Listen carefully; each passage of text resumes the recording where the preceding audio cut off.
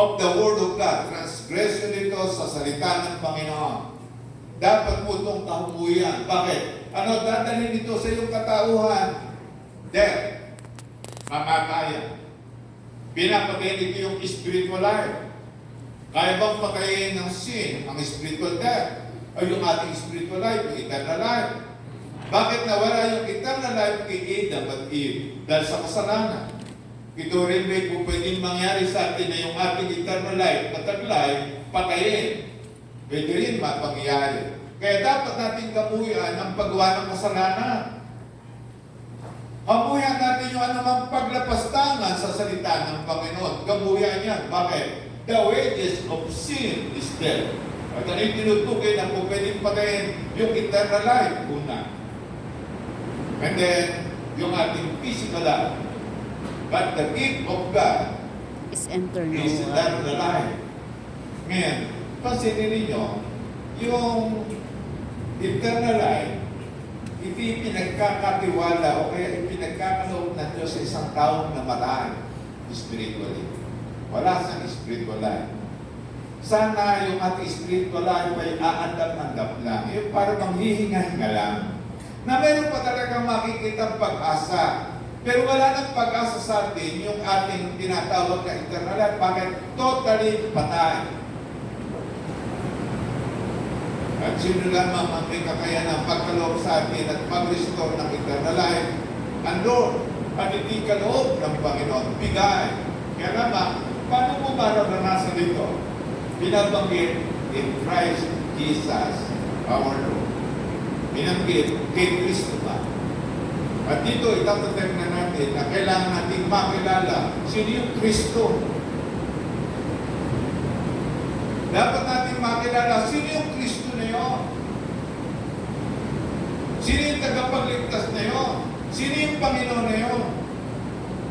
Dapat natin makilala yung maraming tao sa daigdig na ito. Majority sa kanila, hinahanap nila yung kanilang Misaya o kaya tagapagligtas ay reliyon. Pero sa atin, ang tinutugin natin, sino yung Kristo ngayon na dapat mong makilala si Jesus Christ. Amen. Si Jesus Christ. Makilala natin siya.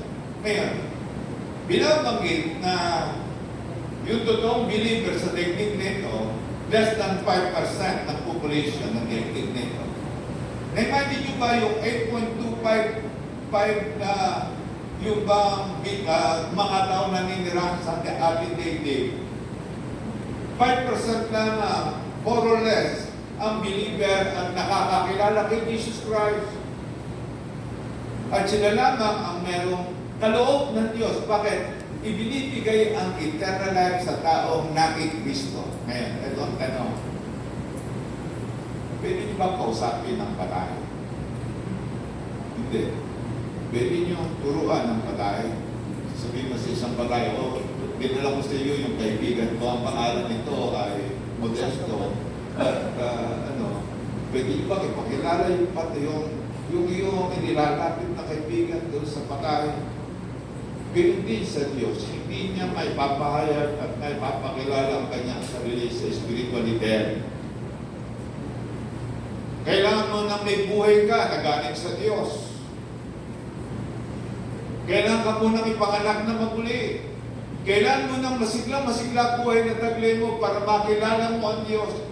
Hindi ka matuturuan ng pagkakilala sa Diyos ng ikaw ay patay spiritually at ang tinutukoy kong mga theologian na nag-PhD na, nag-aral na, nagkalahat ng mga bagay ng tungkol sa Diyos, nagkataon, hindi nila kilala ang Kristo.